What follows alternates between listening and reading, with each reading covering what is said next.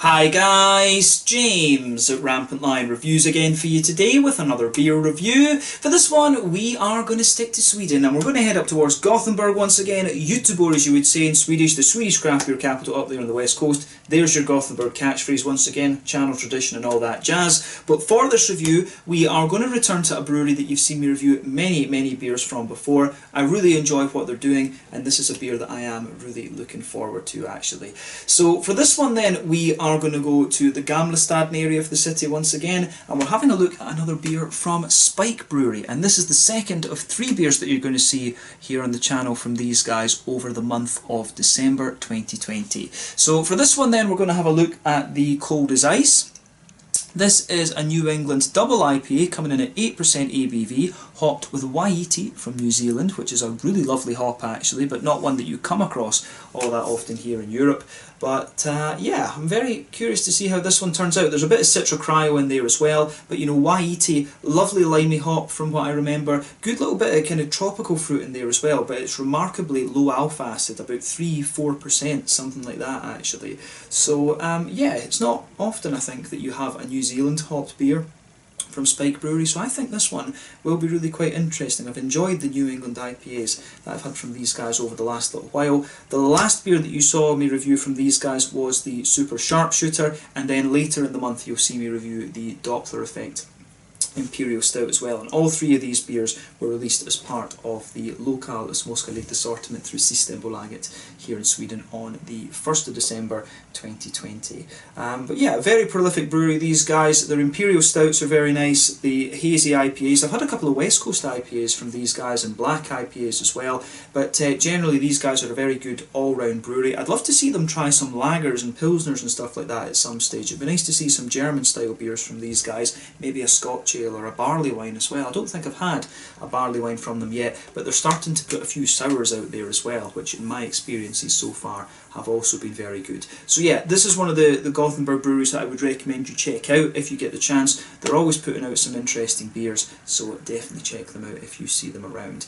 The business series of IPAs from these guys incidentally is one of the ones that you definitely want to keep an eye out for. Those are probably the best beers that I've had from this brewery so far. But yeah, let's see how we get on with this one then. Always nice to review a new Spike beer for you here on the channel. So yeah, as always with my reviews then, I'll tell you a little bit about the brewery before we taste the beer. If you want to get straight to the tasting, just fast forward. All the usual links are in the video description below. That's the brewery website, the link to my other reviews that I've done from Spike Brewery before, and you will no doubt see more added to that list in the near future. You will see one more this month of course as well. But there's all the usual social media down there. If you want to see more reviews, do please consider subscribing to the channel. The whole channel, of course, has a geography-based tagging system, so you can go into the homepage and search for beer based on country, city, state, county, province, prefecture, whatever it is you're interested in. Do check out the playlists of beers from different countries. There is one there for all the Swedish beers that I've reviewed for you. That's constantly being added to. And as always, please do get in touch and let me know some of the other beers and breweries that you guys would like to see me review. It's always great to hear from you guys that are watching the videos, and the support that you show the channel is hugely appreciated. So anyway, to tell you a little bit about Spike Brewery then, on to my brewery notes. So Spike Brewery, as I've mentioned to you before, are based in Gothenburg, Göteborg, up on the Swedish west coast, and the company was founded back in 2014 by Mats Westberg, Marcus Axberg and Martin Johansson. So all 3 of these guys had worked in the IT industry, but these days it's only Mats and Marcus that are active in the company, and they now have David de Sursi, who joined the company and now works as the CEO. So the main brewer is Bernardo Hava. He comes from Brazil, and he trained in brewing at VLB Berlin, and he joined the company a couple of years back in 2017. And he does some very nice beers, I have to say. But at the moment, these guys are producing around 250,000 litres of beer per year, and about 25% of their total volume, from what I understand, is used for contract brewing other breweries' beers. You know, there's numerous gypsy breweries based in Gothenburg actually who are brewing their beers there. I think Bearded Rabbit brews a few of their beers at Spike. I don't know if Mohawk have done so in the past actually as well. I think maybe Morgendagens and a few others have done it there, but yeah, there's I think Duck Ponds did a couple of beers at Spike Brewery as well, come to think of it. So yeah, there's quite a few breweries in Gothenburg. use the extra capacity at Spike Brewery. They do have quite a nice facility there, but the brewery itself can be found in the Gamlestaden area. They've got an on-site tap room which opens on Saturdays and also serves food sometimes too. It's actually an old slaughterhouse, this place. I think it's called the Slechthuset, if I remember rightly, but you can go in there. They've got some retro chairs and a nice little bar and stuff like that, so yeah, you can go into the brewery and visit the tap room and things like that. It's kind of in the middle of just, you know, it's almost in the middle of a really kind of just industrial part of the city, to be honest with you. But at the moment they're looking at opportunities to build their own brewery somewhere, and as of December 2020, when I'm filming this review for you, these guys have produced in the region of 100 different kinds of beer thus far. But like I said to you, they have done a lot of nice things so far, lots of nice kind of hazy New England IPAs, which is all the rage at the moment. They also have some West Coast IPAs, black IPAs, and imperial stouts. Those are the kind of four main things that you're going to find from this brewery. But yeah, anything you try from these guys tends to be pretty good in my experience, so if you are interested in Swedish or Gothenburg beer, then I would definitely recommend Spike Brewery for a little visit. But yeah, that's all I can really tell you about Spike Brewery for the moment. If you want to learn more about these guys, you can check out the brewery website. You can follow them on Facebook and Instagram to keep up to date with all the latest goings on, and you can of course check out the Rate Beer, Untappd and Beer Advocate pages to learn more about all of the different beers that these guys have done. So yeah, let's get on to the actual tasting of this beer then. So once again, this beer comes in a 440ml can. This must be review number 15 or maybe even nearer 20 that I've done from these guys actually. As I say, this is a brewery that I always keep an eye out for, but this is a New England double IPA coming in at 8% ABV, hopped mainly with YET from what I understand, but it also has a little bit of Cryo Citra in there as well from what I understand. So yeah, should be a really nice beer. This, I think I paid maybe about 50 or 55 Swedish kronor for this one, so €5.50, $6, maybe about £4.25, something like that this beer cost me, so you guys have a price comparison. But yeah, let's get this guy out and we'll get on with the tasting then. Huge fan of the New Zealand hops, as I've told you before. Sorry about the edit there again, guys. Camera memory card being difficult. I don't know what's going on with it. It just keeps having a buffering problem for some reason, it says. But yeah, the camera literally just stopped mid-pour, which is annoying. So let's get the rest of this into the glass. And you can see we've got maybe about 3/4 of the beer in the glass there. And that should be good for the purposes of doing the tasting. I'm really getting annoyed with this memory card now. I need to figure out what's going on with it. So yeah, maybe... because I really don't know, I really just don't know what's going on with it. Just decided all of a sudden that buffering was a problem. But yeah, as you can see and as you would expect from this beer, this one's poured a lovely, very rich, dark kind of yellow colour there. You can see that there's a solid finger of a frothy, I would say that that's just a slightly off-white head. It's not far away from being perfect white actually, and it's a lovely foamy head on this one. You can see solid finger or so of that, but there's one or two big bubbles sticking towards the side of the glass. You can see a few little ones going up towards the bottom of the head there, but overall it looks as you would expect. If we shine the light through it, yep, it's not the haziest or soupiest and gloopiest of New England IPAs that you're going to come across, but I think it actually looks very, very hazy when you put it next to the camera. It's only when you shine the light through it a bit that you can see it's not the soupiest and gloopiest of things. But yeah, for an 8%er, it does look as you would kind of expect, to be honest. As I've always told you with these New England IPAs, the higher the alcohol, the more wheat and the more oats that you have in these beers, thus the haziness should become a little bit more. And the colour of your beer, of course, is affected by two things: one, the type of malts you use, and two, the length of the boil. Normally it's about a 70 or somewhere between a 70 and 90 minute boil, from what I believe for a New England IPA. But yeah, it certainly looks the part, this one, for a New England double IPA. Nothing overly surprising about this beer, but very, very curious to see how it turns out, like I said. So let's have a closer look at the aroma then and just see how we get on with this one. I think this is going to be very, very nice. Oh yeah, that does come across pretty nicely. Yeah, I mean, what I'll say about this one, it does have a little... This one actually does have a wee bit of a kind of yeasty-ish presence to it, which is quite interesting. I'm getting quite a bit of yeast out of this one.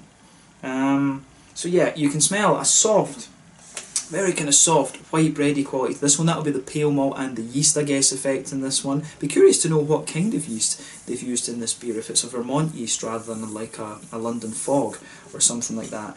But yeah, it does have a nice kind of soft bready base to it. If you take the aroma in a little bit more deeply, you can really smell a bit of that kind of bitey wheat to the beer. There is a wee bit of that almost farmhousey character to it, which is interesting. That's what makes me think there is a Vermont yeast in this one, just that soft white bready note, a little bit of that kind of grainy, woody, farmhousey sort of thing. You do get a little bit of that out of this beer. You can smell a bit of the kind of smoother oats in there in the middle of the nose as well, but overall it does come together very, very nicely. I do wonder if there's a wee bit of Pilsner malt in this as well. There's just a little bit of crispness there in the nose that makes me think there might be a wee touch of Pilsner malt or something in this. And that's quite a popular thing to do in New England IPAs these days, because of the, just to give you a little bit of crispness actually. It's something that I do quite like, I have to say. But yeah, the aroma of this beer, I think, comes across very, very nicely. So thumbs up to Spike Brewery for this one once again. But yeah, we've covered the malty side of the beer quite nicely. On the hoppy side of things then, I do get a tiny little bit of earthiness out of this one, which you do get from most beers, to be honest with you. There is a little bit of floral aromaticity out of this beer. I don't find the hops as pungent in this one, to be honest, and I guess when it's 3.5%, 4% alpha acid hop, you're not going to get that much unless you add it very, very early on, and you add a lot of it actually. And I think it was just the dry hopping that they did with the YET in this one, because it does say, I think it does actually say that it's a double dry hop. Yeah, they say double hopped, double IPA this one.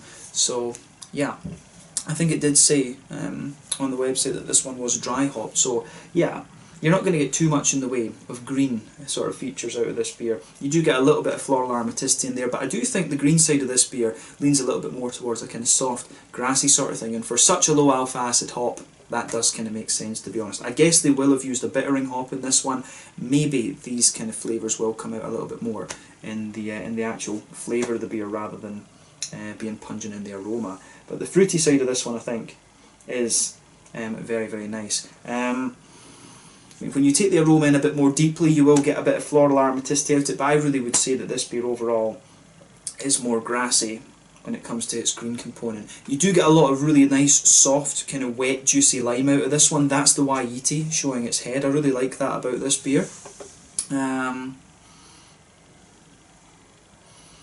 Yeah, this one, I really like how this one goes together in that sense. As I say, lovely, soft, kind of juicy, limey notes. You do get a good bit of a soft kind of mango coming out of this one as well from the Citra Cryo. One of the things that I've always found about Citra Cryo is that it, or well, cryo hops in general, you know, they extract the oil from these things, but the Citra Cryo always makes in these New England IPAs, it almost gives you a slightly slicker and more kind of oily, fruity character, and it's a really interesting aspect. It is a really interesting kind of thing when it comes to these New England IPAs, because you do get more of a kind of West Coasty oiliness to the fruits rather than the kind of softer, juicy thing that you normally associate with the New England IPAs.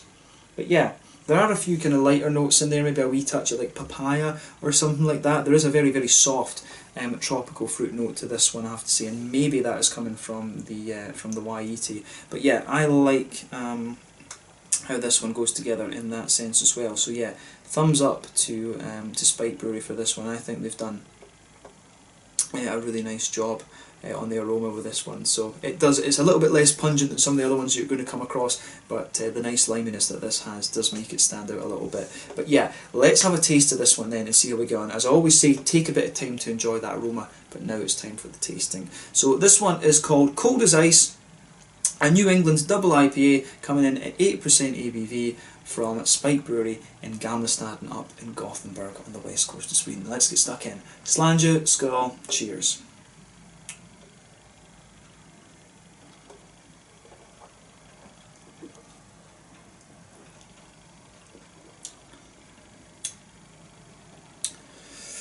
Oh yeah, pretty damn solid that once again. It's actually not a million miles away from the Super Sharp Shooter, actually, in terms of its maltiness. It's just a little bit more just got a little bit more of a kick to it, to be honest with you. But again, that's another very, very solid New England IPA to say. So thumbs up to Spike Brewery. I've come to expect this from them over the years, of course, but yeah, still nice to try their new beers, definitely.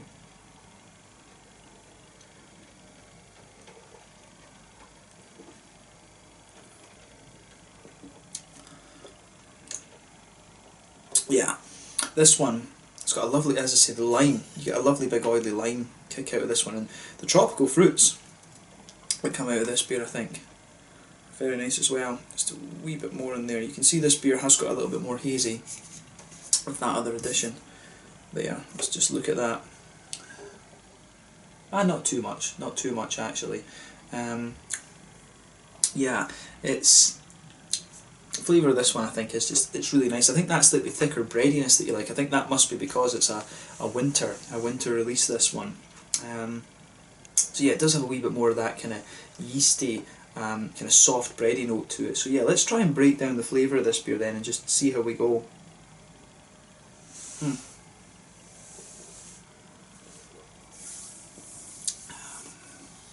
But yeah, it does have a good bit of zest to it, this one as well, which I quite like. Yeah, so yeah, straight away with this beer then you get that lovely kind of soft white bready note that blankets the middle of your tongue. That's forming the backbone of the beer in the centre of your palate, definitely. And as you go towards the back third of your palate, you can feel the white breadiness just kind of thickens up a wee bit, but then at the very back of the tongue you get a nice bit of more bitey wheat to it, and I think that gives the beer a little bit of it just gives the beer a little bit of an edge, kind of with the citrusy zest that the beer has, to be honest. So yeah, nice little bit of bitey wheat there, and a bit of a thicker kind of white bready note to it as well. So I really like how this one goes together in that sense, for sure.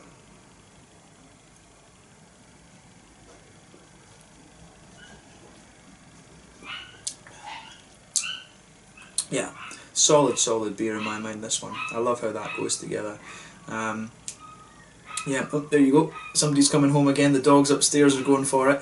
But yeah, the malty side of this one is quite solid. You really get a nice kind of smooth oatiness in the middle of the palate as well. But you can feel that there's a little bit of that kind of Werther's Originally brown sugary sort of thing there in the middle of the palate. You do get a little bit of that, but I think this beer definitely feels a little bit more boozy in the middle of the palate as well. I mean, this is one of the kind of more boozy feeling New England IPAs that I've come across in recent times, so I do like how it goes together in that sense. I do like a double IPA to have a little bit of a boozy kick to it, so yeah, I like that about this one for sure. So thumbs up to Spike Brewery for letting us know that this is a double IPA. Some of these double and triple IPAs that you drink are just, you know, stupidly drinkable. So I do like them just to have a wee touch of booziness to let you know that this is a double New England IPA for sure, yeah.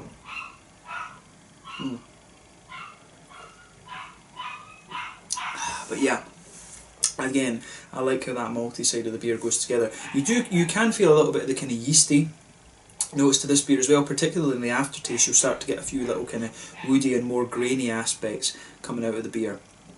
But yeah, I do like how that side of it comes out. The malty and yeasty qualities in this beer are really quite nicely done. So yeah, I like that. But yeah, on the hoppy side of things then, back corners of the palate you do have a nice little touch of earthiness there for sure. You can definitely pick that up. I do think there is another bittering hop in this one. It does have a good little bit more bitterness to it than the aroma would have you believe. But yeah, nice little bit of earthy bitterness there in the back of the palate. As you move further forward, that smoothens out a little bit, then you get quite a nice bright floral aromaticity as you reach the kind of front corners of the palate there. It does have quite a nice little bit of brightness to it, and maybe just a wee touch of a kind of spiciness too. Not too much spiciness, more a kind of potent floral aromaticity. I think that's a fair description of it, to be honest with you. But yeah, round the front curve of the palate, of course, you do get a little bit of that lighter grassy sort of thing, and it does have a wee bit of a zesty edge to it, I would say.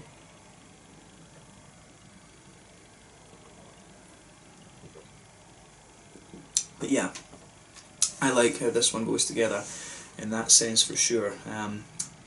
The green side of the beer comes across really nicely, but I will say with this beer, as you go further into the aftertaste, do pay attention to the way the yeasty notes come out of this one actually. I do wonder, sometimes with hops you can get a little bit of this kind of very slightly earthy, woody kind of thing, and sometimes that's a sign of old hops. And I do wonder, maybe with these hops being from New Zealand, that could be a little bit of it, but it doesn't affect the flavour overly much, I would say. So maybe the hops in this one were a little touch old or something, maybe, or there could be something like that in there. That's always the risk, I guess, with the New Zealand hops, and maybe that's why certain hop varieties or whatever don't really make it over to Europe that much, actually. But you've always got to keep hops refrigerated, of course. That's the other thing. You've got to keep hops at a certain temperature, and if you don't on part of the journey, then obviously that's going to cause problems and things like that. So sometimes you can feel a little bit of these kind of earthy, these sort of earthy kind of grainy flavours come out of the hops if they're starting to kind of break down a little bit. But there's a teeny little bit of that in this beer, I think, but not overly much. It doesn't really affect the overall kind of flavour of the beer. But yeah, the green side of the component, the green side of this beer goes together very nicely, I think.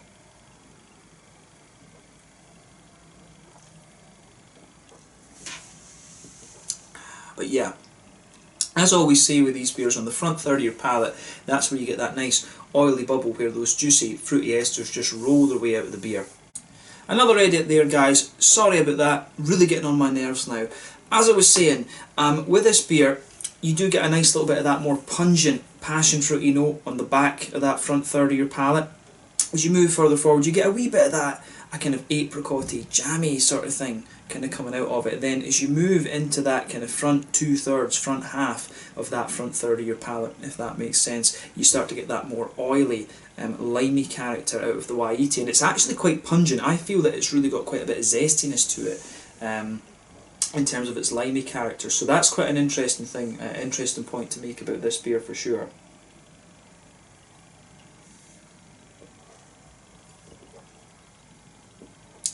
But yeah, the fruity side of this beer is really quite nice. I really find this is quite a citrusy, zesty kind of leaning New England IPA in a lot of ways, I think. It does go together really quite nicely in that sense, and I think the further you go into the aftertaste with the beer, you do get more of that floral aromaticity. I think it builds quite a bit of floral aromaticity on the sides of the palate there, so I do wonder if there's a wee bit of like a Columbus bittering hop in here or something, because it does almost build a little bit of spiciness, to be honest with you, which is quite nice. But back to the fruity side of things, I mean, on the very front edge of the tongue, you do have quite a little bit of limey zest coming out of it, which I think goes together really quite nicely, to be honest with you. So that's one of the things that I do appreciate about this beer for sure, is the kind of zesty side of it. So in that sense, it gets a big thumbs up from me. I certainly like how that part of the beer goes together. So yeah, definitely quite a limey, zesty leaning New England IPA for me. And if you know Waiiti, I know it kind of, if you like. I'm, as I say, a big fan of the New Zealand hops, Rackle, Nelson Sauvin, Eriwaka, all of these kind of things. There's some great hops down there. But yeah, Waiiti is a very interesting one because of its low alpha acid qualities and that big zesty hit that it gives you. So yeah, this one's a really limey leaning New England IPA. So if you're into the likes of Motueka is another New Zealand one that's kind of similar, but a little bit more juicy, I would say, than the Waiiti. And if you're also into the likes of Equinaut, then you are going to enjoy what this beer has to offer you. So solid New England double IPA from Spike, but we've come to expect this from them, like I said. But yeah, I think that sums up the flavour profile of this one quite well, actually. So let's have a look at the mouthfeel then and round off the review.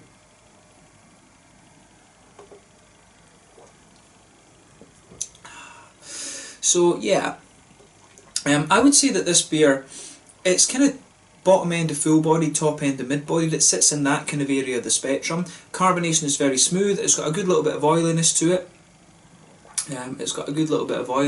Which I think is really quite nice.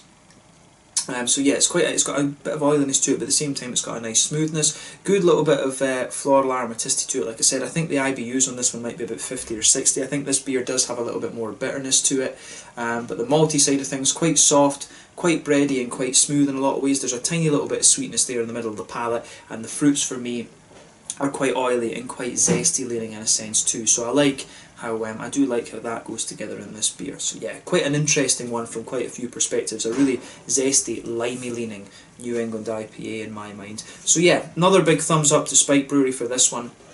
I think they've pulled off a really kind of solid beer in this sense. So yeah, I think this is another solid one. So yeah, check this beer out for yourself, especially if you like the Motueka or the Equinox hops. I think this one will be right up your street if you're into those sort of things. But yeah, let's leave it at that for this. So once again, thank you for watching my beer reviews. Until the next time, please like, subscribe, share, all the usual YouTube stuff. Let me know your own thoughts on this beer in the comment section below. Let me know what your favourite beers are from Spike Brewery. We will return to these guys a bit later in the month for the Doppler Effect Imperial Stout. But in the meantime, I hope you've enjoyed this one. Do check out Spike Brewery if you get the chance, particularly the Business Series IPAs. But yeah, thank you again for watching. This one was As Cold as Ice, an 8% New England double IPA from Spike Brewery in Gothenburg here in Sweden, up on the west coast. Slange, skål, cheers, and thank you for watching. And I do apologise for the edits in this video. Camera doing my head in. Cheers.